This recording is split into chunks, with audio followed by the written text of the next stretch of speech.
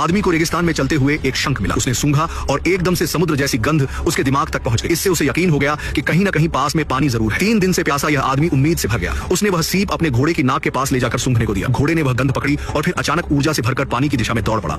जलता हुआ सूरज और अनंत रेत का मैदान, कुछ ही देर में घोड़ा थककर गिर पड़ा और चाहे आदमी कितनी भी कोशिश कर लेता वो उठ नहीं सकता था। उसे पता था कि बस थोड़े से पानी से घोड़ा फिर से खड़ा हो सकता है, पर उसके पास कुछ भी नहीं था। वर्षों से साथ निभा रहे अपने घोड़े की तड़प अब वो सहन नहीं कर पा रहा था। उसने हथियार उठाया और घोड़े को मुक्ति दे दी। अब वो अकेला चल पड़ा जीवन की तलाश में। दोपहर की भयंकर गर्मी में उसका शरीर जवाब देने लगा। तभी उसे दूर एक जलधारा जैसा कुछ दिखा। वह दौड़ा, ये सिर्फ एक मृग तृष्णा थी। निराश होकर उसने गुस्से में आसमान की ओर गोली चला दी। तभी दूर से एक चमकती रोशनी दिखी। वह लड़खड़ाता हुआ वहां पहुंचा तो देखा कि वहां एक बड़ा सा टेंट है। सतर्कता बरतते हुए उसने चुपके से टेंट में झांका। वहां पानी से भरा एक थैला टंगा हुआ था। वह झपट पड़ा और उस थैले को काटकर पानी पी गया। उसी समय वहां एक लड़की आ गई जो उस टेंट की मालकिन थी। गलती से उसका चेहरा उजागर हो गया और वह क्रोधित हो गई। झगड़े के बाद आदमी वहां से भाग निकला क्योंकि अब स्थानीय आदिवासी उसके पीछे पड़ गए थे। भागते भागते वह एक घाटी में पहुंच गया जो आदिवासियों के लिए एक मृत्यु क्षेत्र थी। वहीं उसे मिला जीवन का असली स्रोत, पानी का कुंड। उस पानी के पास था एक विशाल और डरावना तेंदुआ था। डर के मारे आदमी चुपचाप पत्थरों की आड़ में छुप गया। बहुत देर तक इंतजार करने के बाद जब प्यास बर्दाश्त के बाहर हो गई, उसने एक पत्थर फेंककर तेंदुए को डराने की कोशिश की और जैसे ही रास्ता साफ हुआ वह पानी पीने कूद पड़ा। अब भूख ने घेर लिया। एक खरगोश को पकड़ने में नाकाम रहा,